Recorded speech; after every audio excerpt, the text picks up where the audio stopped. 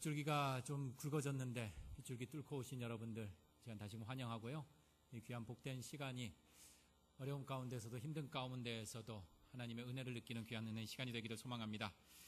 이 시간은 한 사람이 정말 생명을 걸고 온 인생을 걸고 깨우쳤던 그 이야기로 함께 시작을 해볼까 합니다. 역사적으로 가장 잔혹한 수용소 중에 하나였던 로마 독일 나치의 유대인들에게 학살됐던 그런 아우슈비츠 포로 수용소에서 생존한 유명한 작가인 빅터 프랭클린이라는 그 작가가 끔찍한 현장에서 자신이 생존한 후에 스스로 찾은 어떠한 결론을 우리와 함께 공유를 하였습니다. 지옥보다도 최악의 그러한 환경 속에서 모든 것들이 다 뺏겨버리는 자신의 자유도 심지어 자신의 생명마저도 빼앗기는 그러한 참혹한 현실에서 단 한 가지는 빼앗아갈 수 없다라는 사실을 알게 되었습니다. 그것은 바로 자신의 태도를 결정할 수 있는 선택이라는 것입니다. 살아있는 사람들, 인간 실험실과도 같은 그 수용소에서 어떤 사람은 성자처럼 행동을 하고 어떤 사람들은 짐승처럼 행동을 한다라는 것입니다. 똑같은 환경입니다. 그런데 사람 안에는 두 가지 잠재력, 성인의 삶과 짐승이라는 그 두 가지 면을 가지고 있었고 그중 어떤 것을 선택하느냐 하는 것은 전적으로 그 사람의 의지에 달려있다라는 사실을 깨닫게 되었습니다. 인간이 가진 최고 그리고 최후의 자유는 바로 선택할 수 있는 그러한 자유라는 것입니다. 그 선택으로 인해서 사람은 성자 또는 짐승이 될 수 있다라는 그러한 결론에 도달하였습니다. 우리가 알고 있는 최초의 인간 아담은 최고 최후의 자유로 선악을 알게 하는 나무를 선택했습니다. 그리고 죽었습니다. 예수 그리스도 최고 최후의 자유로 십자가를 선택했습니다. 그리고 그분은 살아나셨습니다. 지금 예배의 시간에 과연 여러분들은 무엇을 선택하고 계십니까? 최고의 최후의 자유로 이 시간 땅이 아닌 하늘을 내가 아닌 하나님을 선택하고 바라보는 시간이 되기를 소망합니다. 비 오는 날 여러 가지로 분주하고 또 오시면서 여러 가지로 어려운 점도 있어서 혹 예배에 지금 이 시간에 집중이 되지 않았으면 한 이야기를 더 소개하면서 마음의 여유를 좀 가져볼까 합니다. 12월 시작되면서 미국 대통령 트럼프가 예루살렘을 이스라엘의 수도로 인정하는 그런 발언을 하였습니다. 그것으로 참 많은 세계가 화제가 되고 이슈가 되었습니다. 이런 세계 정세를 보면서 목회자로서 이런 결론에 도달해서 여러분들과 함께 좀 공유할까 합니다. 자, 이러한 사태 여러분들의 눈앞에 지금 환하게 펼쳐졌습니다. 여러분들 혹시 궁금하지 않으세요? 왜 지금 세상이 이스라엘이라는 나라가 그렇게 집중하고 그렇게 관심을 기울일까요? 왜 그 나라에 대해서 그렇게 말이 많을까요? 바로 성경 속에 기록되어 있는 선민이기 때문입니다. 그 민족으로 말미암아서 세계 역사가 흘러가고 모든 것들이 이루어져 가고 있기 때문입니다.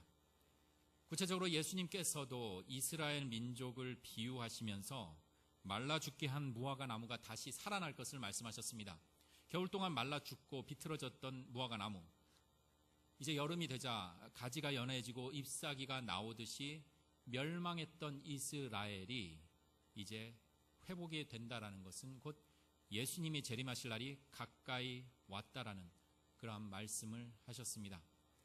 그러니 이스라엘이 회복된다라는 것은 바로 예수님이 재림이 임박했다라는 것, 곧 종말의 때가 가까이 왔다라는 것입니다. 지금 보십시오. 미국이 예루살렘을 이스라엘 수도로 인정했습니다. 이제 이스라엘이 회복되었습니다. 물론 1948년에 독립이 됐고 유엔에 가입이 되어 있지만 이제 이스라엘이 회복되었습니다. 이 말은 다시 말하면 이스라엘이 회복된다는 것, 예수님의 재림이 임박했고 이 세상은 끝나는 것입니다. 지금은 종말의 때입니다. 여러분, 종말의 때 준비하십시오. 급합니다. 종말의 때가 다가왔습니다. 종말을 기다리며 여러분들 믿음에 흔들리지 말고 신앙을 지키십시오. 뭐가 좀 그러신가요? 이 이야기는 성경의 이야기도 아니고 소위 우리가 잘 알고 있는 구원파에서 진행되는 세상의 종말에 대한 그러한 그들의 강조점을 잠시 소개하였습니다. 들으신 분 오해 없으시기 바랍니다. 좀 걱정이 되지만 악의를 갖고 편집하거나 발췌하지 마시기 바랍니다. 이스라엘이 회복되는 것을 세상의 종말과 연결짓는 그러한 모습들, 그러면서 사람들에게 불안감과 두려움을 조장하는 이러한 모습들, 물론 모든 존재하는 것, 모든 것, 생명체들은 시작이 있으면 끝이 있기 마련입니다. 예외는 없습니다. 단지 그 시간의 많고 적음의 차이일 뿐입니다. 크게는 세상의 종말, 작게는 내 개인의 종말, 곧 죽음을 맞이한다라는 건 불편하고 무겁고 부인하고 싶은 사실이지만 생명체라는 것은 모두가 이 사실에서 예외는 없습니다. 성탄절 전날, 주일 아침에 밖에는 비도 주룩주룩 와서 조금은 무거운데 이렇게 무거운 종말, 세상의 끝, 개인의 끝에 대한 이야기하는 이유는 오늘 본문인 베드로 후서가 바로 이 종말에 대한 이야기를 담고 있기 때문입니다. 먼저 10절 말씀을 우리가 잠시 함께 먼저 살펴보도록 하겠습니다. 10절은 이렇게 시작이 됩니다. 주의 날이 도둑같이 온다라는 것입니다. 마치 세상의 종말뿐만 아니라 개인의 끝도 예상하지 못하는 그때 오는 것처럼 갑작스럽게 급하게 다가온다라는 것입니다. 물론 어느 정도의 준비, 예상은 할 수 있을지 모르지만 전혀 예상하지 못하는 순간에 세상의 종말, 좁게는 개인의 종말, 죽음도 온다라는 것입니다. 그리고 그 종말의 모습을 구체적으로 이렇게 묘사하고 있습니다. 10절 말씀에 하늘은 요란한 소리를 내면서 사라집니다. 그리고 천체는 타서 녹아버립니다. 땅과 그 위에 있는 모든 것들 다 없어져 버립니다. 이에 대해서 12절에서도 이렇게 묘사를 합니다. 그 날에 하늘은 불에 타서 없어져 버리고 모든 물질들은 타서 녹아버린다라는 것입니다. 여러분들 어떤 그림이 이렇게 그려지시나요? 어떠한 그림이 연상이 되십니까? 이 두 본문 말씀, 예전에 봤던 영화 지구 멸망의 날, 제3차 세계대전, 핵전쟁, 이런 것들이 저는 연상이 됩니다. 종말의 때 모든 것들이 뜨거운 불, 그 핵폭탄의 그 위력 속에, 그 파괴력 속에 모두 다 녹아서 사라져버리는 그 모습 말입니다. 물론 오늘 본문만 살펴보면 세상의 종말의 때 너무 무섭고 처참하고 잔인한 모습, 그래서 공포와 두려움이 앞섭니다. 오늘 본문은 평명적으로 분명 세상의 종말에 대한 이야기를 담고 있습니다. 세상의 종말의 때를 기다리며 인내하고 믿음 흔들림 없이 굳건하게 살아갈 것을 강조하고 있습니다. 지금 세상 살기가 너무 힘들고 척박하고 거칠어서 정말 하루빨리 세상의 종말이 빨리 오기를 바라서 이제는 좀 고통 가운데가 아닌 평안함 가운데 거하고 싶은 이들에게 그 시간이 연기되고 지체되니 흔들리지 말 것을 강조하는 것이 바로 오늘 본문의 말씀입니다. 구체적으로는 로마라는 강한 핍박이 점점 심해지자 예수님이 다시 오신다라는 그 약속, 재림은 점점 지체되고 연기되고 오시는지 안 오시는지 불확실한 그 시점에 많은 이들이 흔들리기 시작하고 신앙을 떠나는, 믿음 생활을 포기하는 일들이 속출했습니다. 그때 쓰여진 본문이 바로 오늘 이야기입니다. 결국 오늘 본문은 예수님 그 재림의 마지막 때에 대한 이야기를 담고 있습니다. 그 마지막 때를 기다리는 신앙인들이 과연 어떤 선택을 하며 살아가고 있는지를 전하고 있습니다. 따라서 본문은 대림절 이제 끝입니다. 이제 대림절은 오늘로써 끝입니다. 끝자락인 이 시간에 그 기다림의 모습을 이제 마지막으로 함께 살펴보고자 합니다. 여러분들 이젠 기억이 가물가물하시겠고 이게 젊으신 분들은 기억이 새록새록 나실 겁니다. 연인들끼리 처음 사랑이 싹틀 때는 서로 연인들 간의 그 기다림이 지루하거나 무료하지 않습니다. 약속 시간을 정해놓고 그 약속 시간 기다리면서 남자는 더 잘 보이기 위해서 좀 더 멋있게 보이려고 노력합니다. 여자친구는 남자친구에게 좀 더 이쁘게 보이고자 단장을 하고 치장을 하며 준비하며 사랑하는 일을 맞이하고자 합니다. 지금 당장 눈앞에 사랑하는 여인이 없지만 기다림 자체가 곧 사랑하는 이와의 만남의 연장선 안에 있다라는 것입니다. 지금은 좀 사라진 듯 하지만요, 예전 이화여대 그 정문 맞은편에 보면 그 소위 바보 언덕이라는 곳이 있었습니다. 혹시 들어보신 적 있으신가요? 왜냐하면 여자친구 교문에서 이렇게 나오는 여자친구를 기다리는 남학생들이 멍하니 그 교문 바라보면서 창문 여자친구가 오기만을 그렇게 기다리는 광경이 꼭 바보 같다라고 해서 붙여진 이름인 듯 싶습니다. 바보 언덕.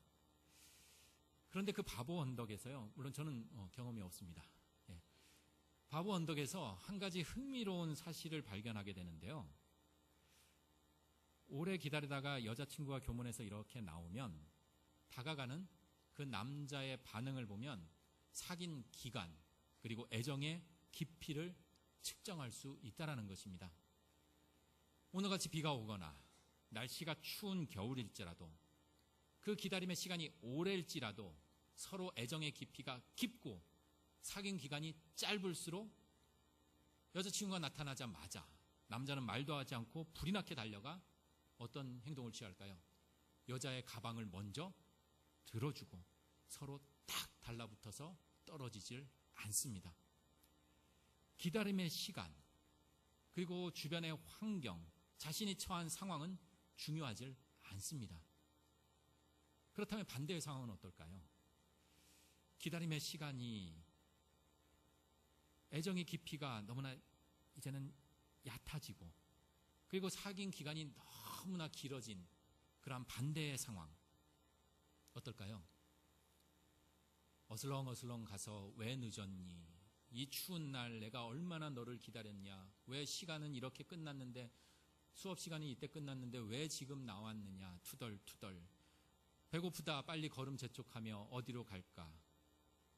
그 이상은 여러분들 상상에 맡기겠습니다. 여러분들 혹시 아들을 키워보신 분들, 군에 간 아들 기다리는 어머니, 아들이 휴가 나오는 날 며칠 전부터 장을 보고 아직 아들이 휴가 오기까지는 시간이 많이 남았음에도 불구하고 아들 좋아하는 음식을 장만하느라 분주합니다. 그리고 생각합니다. 아들이 맛있게 먹을 그 모습, 행복해할 자식의 모습 상상하면서 어머니는 그렇게 음식 장만을 합니다. 안타깝게 옆에서 그 광경 물끄러미 바라보는 남편. 이상합니다. 예전 남편의 밥상을 준비할 때와는 사뭇 다릅니다. 아내가 아들을 기다리며 콧노래 흥얼흥얼거리고 밥상에는 고기 반찬이 준비되는 그 모습을 보며 예전 자기의 그 밥상과는 차이 있는 그 모습을 물끄러미 바라봅니다. 왜 그럴까요? 모두 기다리는 것은 똑같지만 그 기다림 속에 사랑이 있고 없고의 차이가 아닐까 싶습니다. 계란에서 병아리 꺼내는 방법 무엇일까요? 깨면 될까요? 진부한 듯 들릴지 모르지만 기다리면 됩니다. 그리고 그 기다린다고 모두 병아리가 되는 것이 아니라 어미닭이 품어야 합니다. 그것도 그냥 계란을 깔고 앉는 것이 아니라 고이 품어야 합니다. 곧 사랑을 담고 품어야지 강한 어미닭의 힘으로 눌러버리면 계란에서 병아리를 꺼낼 수도 없고 역시 깨지고 맙니다. 결국 계란에서 병아리를 꺼내는 방법은 뻔한 이야기이지만 기다림입니다.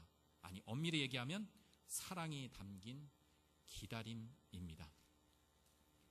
앞서 예를 든 남자와 여자, 연인들의 사랑, 부모와 자식간의 사랑, 심지어 사람이 아닌 동물 간의 그러한 사랑이든 그 표현의 방법과 내용은 조금씩 다를 수 있겠지만 공통적인 한 가지, 그 특징은 바로 사랑하는 대상을 기다린다라는 것입니다.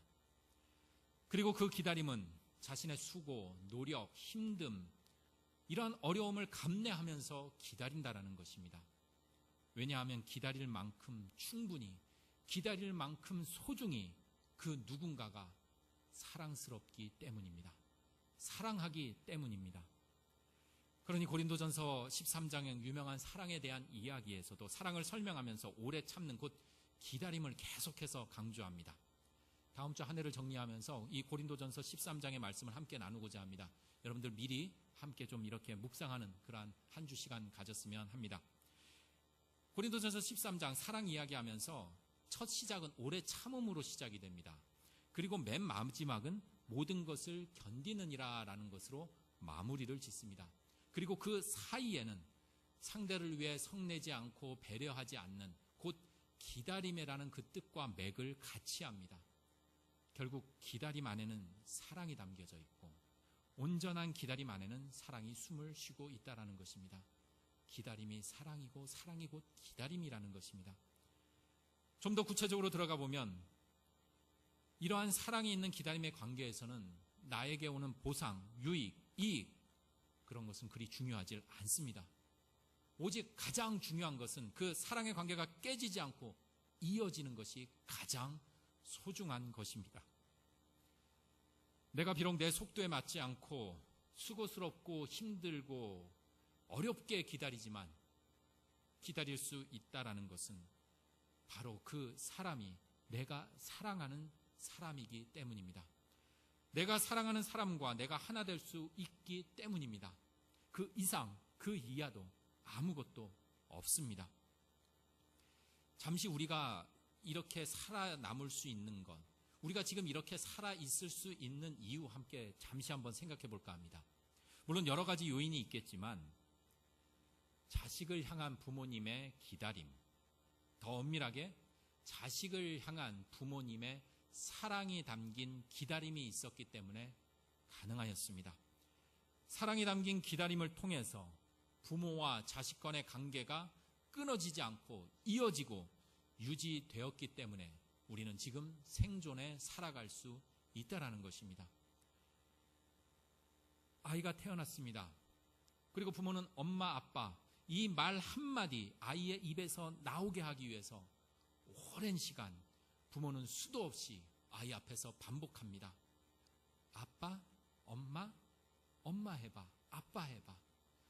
지금 당장 부모의 입장에서는 이익이나 보상이 없습니다. 아주 더디게, 아주 천천히, 아주 느리게 성장하는 그 아이를 바라보면서 수도 없이 반복합니다. 사랑의 눈빛으로 아이의 그 느린 입술을 바라보며 오늘도 반복합니다. 아빠, 엄마, 엄마 해봐, 아빠 해봐. 뿐만 아니라 아이와 함께 외출을 하기 위해서 가는 그 길은 그저 단순한 길이 아닌 사랑이 담긴 기다림의 길입니다. 혹시 경험 있으신 분 있으실 겁니다. 아이와 외출을 하면 우리 아이들에게는 직진이라는 것은 없습니다. 가다가 갑자기 유턴을 합니다. 가다가 지그재그로 이 길 저 길에 부딪히는 모든 것들을 다 참견하며 길을 갑니다. 길에 놓인 돌 하나도 그저 지나치질 않습니다. 만지작거리기도 하고 툭 쳐보기도 합니다. 고인물 웅덩이 피해가질 않습니다. 첨벙 점프하며 고인물 웅덩이가 얼마나 튀나 실험하며 갑니다. 겨울철 쌓인 눈덩어리 그저 지나가질 않습니다. 신발, 양말, 옷 다 젖게 그 쌓인 눈덩이 그냥 지나치지 않고 뻥 하며 발로 차보기도 하고 손으로 만지작거리며 가는 것이 아이들이 걷는 길입니다. 부모 혼자 걸으면 5분이면 갈 그 길, 아이와 함께하는 외출은 그렇게 오래 걸립니다. 하지만 부모는 그 아이의 손을 놓지 않고 사랑이 담긴 그 기다림을 품으며 그 길을 걸어갑니다. 아이가 성장하는 그 긴 시간, 그렇게 이 땅의 부모들은 자식을 그렇게 기다렸습니다. 그리고 그 기다림 속에는 분명 부모의 사랑이 담겨져 있습니다. 그러니 아이는, 그리고 우리는 누군가 그 우리의 부모의 사랑이 담긴 그 기다림을 통해 조금씩 아주 더디지만 변하며 성장하여 지금 우리가 있다라는 것입니다. 결국 모든 인간의 생존은 바로 부모의 오랜 기다림, 그 기다림 속에 담긴 사랑이 있었기 때문에 가능하였습니다. 이제 이 시간 우리의 눈을 크게 떠서 여기 우리를 살게 하시기 위한 가장 소중한 그 기다림이 보입니다. 사랑으로 오래 참으며 기다리시는 그분의 마음이 다가옵니다. 9절의 마음입니다. 오직 주께서는 너희를 대하여 오래 참으사 아무도 멸망하지 아니하고 다 회개하기에 이르기를 원하시느니라. 지금 주님은 오래 참으신다고 하십니다. 기다리신다고 하십니다. 그 오래 기다리시는 이유에 대해서 아무도 멸망하지 아니하시고 다 회개하기를 원하시기 때문이라고 분명히 밝히고 있습니다. 어제보다는 지금이, 지금보다는 내일이 조금은 더디지만 성장하고 나은 모습으로 변화되기를 바라시며 우리 주님은 그렇게 기다리신다라는 것입니다. 천하의 죄인이라도 구제불능이라도 포기한 인생이라도 끝까지 구원하시겠다라는 그 강한 사랑의 의지가 오래 참음이라는 그 기다림 속에 담겨 있습니다. 생각해 봅니다. 오래 기다렸다고 하나님께 어떠한 이익이 있을까요? 당장 눈에 보이는 보상이나 유익이 있는 것이 아닙니다. 우리 주님에게 가장 중요한 것은 비록 죄인일지라도 그 사랑하는 죄인을 잃지 않고 싶은 그 마음뿐입니다. 주님은 우리를 향해 어떠한 보상이나 이익을 원하거나 취하지 않습니다. 내가 너한테 이만큼 투자했으니 이 정도 수익금 발생하기를 원하며 우리를 향해 투자하지 않으십니다. 오직 한 사람, 오직 나 살리기 위한 그 마음뿐입니다. 그러니 지금 당장 수익금이 없어도 투자 가치가 보이질 않을지라도 심지어 완전히 가치가 제로라고 치부하는 이들에게도 우리 주님은 포기하지 않으시고 사랑의 마음으로 기다리신다라는 것입니다. 하지만 우리는 내가 투자한 정성, 노력, 그리고 수고에 비례해서 그 이상 아니면 그것도 아니면 본전이라도 돌려받기를 기대합니다.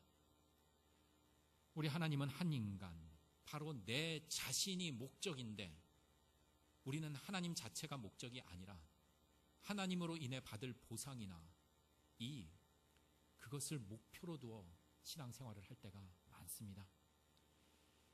때로는 개인적으로 이런 기도의 유혹에 빠질 때가 있습니다. 하나님, 교회를 위해 몸이 부서지도록 목회하겠습니다.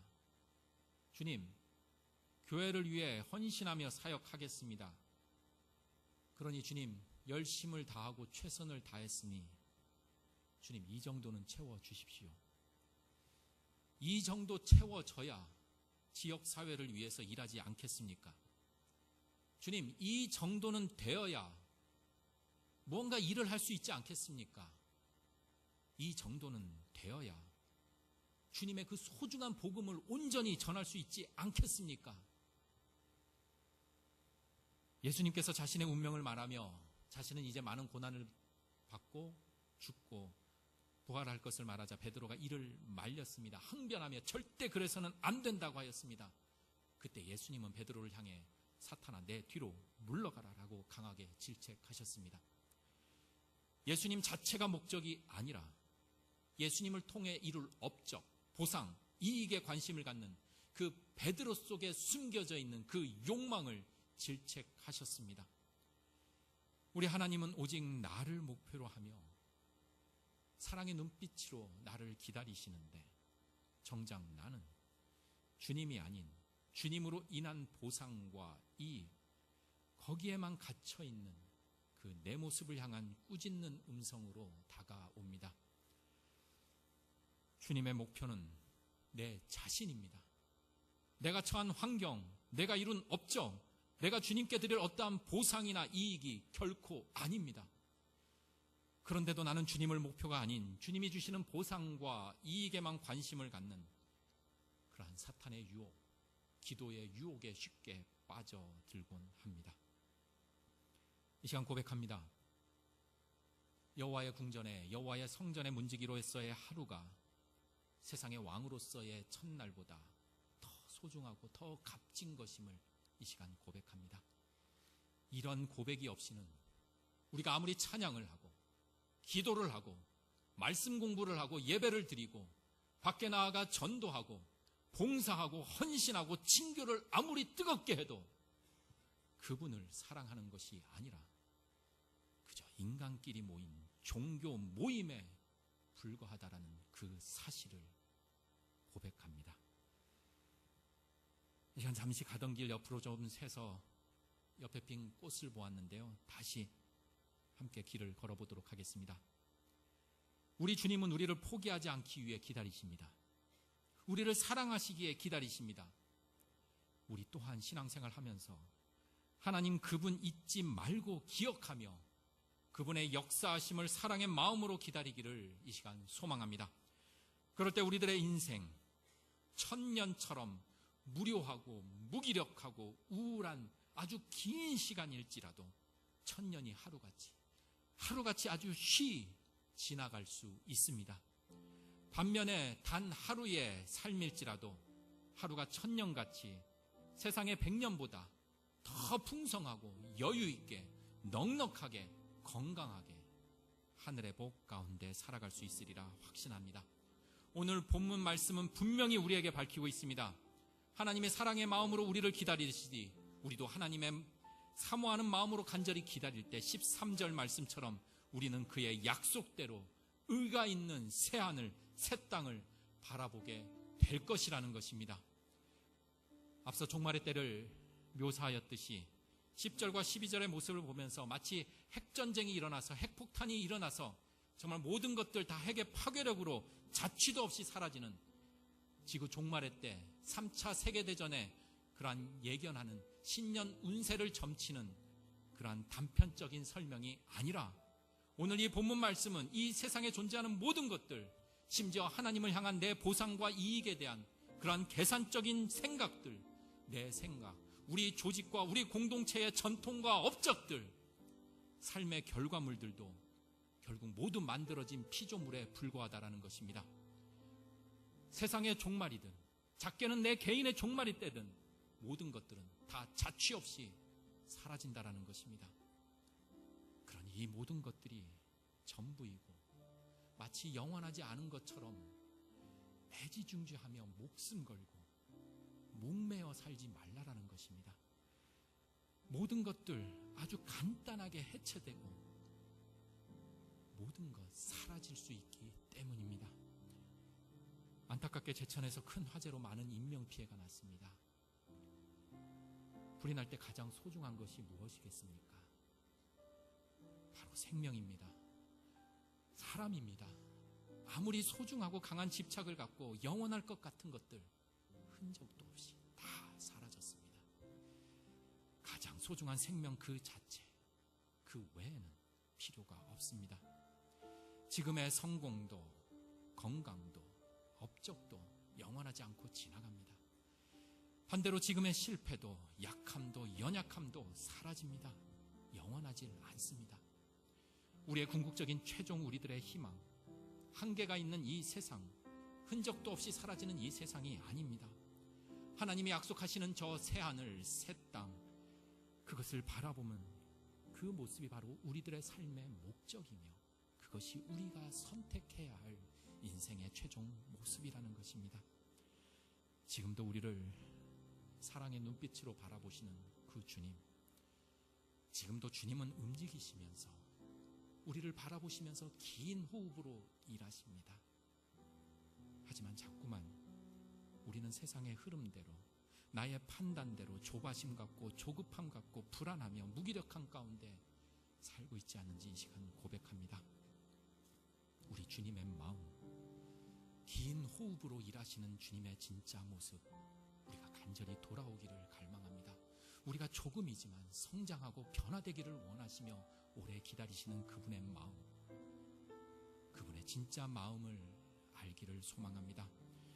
주님이 오래 참으며 사랑으로 기다리시는 그 단 한 가지 이유, 바로 우리가 새로운 존재로 변화되기를 원하시는 그 간절한 진실한 그 하나님의 마음, 우리를 죽음으로 잃어버리지 않고 저 영원한 생명을 얻어서 우리 주님과 우리가 함께 오손도손 새하늘 새 땅에서 함께 살기를 바라는 그 마음뿐입니다.